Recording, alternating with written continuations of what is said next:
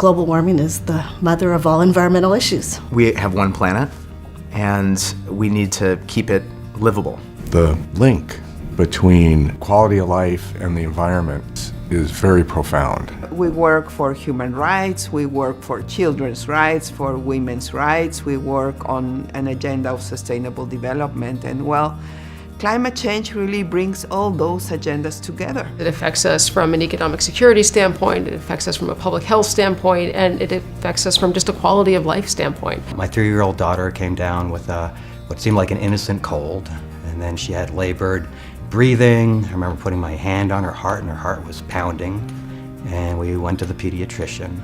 And the next thing we knew, we were being rushed to the emergency room. There's certainly evidence that suggests that climate change is linked to the epidemic levels of childhood asthma. So we need to reduce greenhouse gas emissions and give ourselves a chance to adapt and develop the technology that we need to get there. So the things I worry about are the rapid loss of biodiversity and the fact that my kids won't be able to see some of the same wildlife that I grew up being able to see. One can actually see the effects of climate change. Think about the mountain pine beetle infested forests of the West.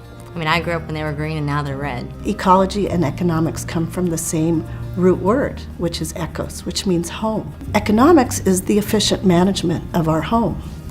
And we've done a terrible job. Historically, when people think about climate change, they think it's only going to impact us in the future, or it's going to impact people far away, or it's only about the polar bears. And the reality is, what's salient to people is things that are happening in their own neighborhood.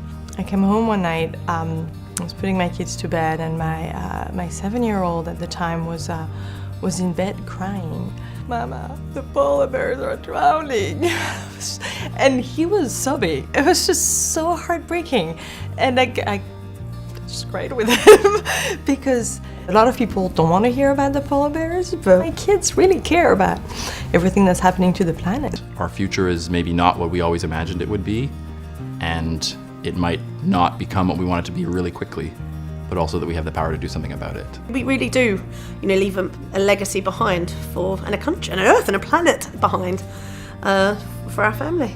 We're running out of time. Let's make global warming. Global warming. Global warming history. History. Let's make global warming history. Let's make global warming history.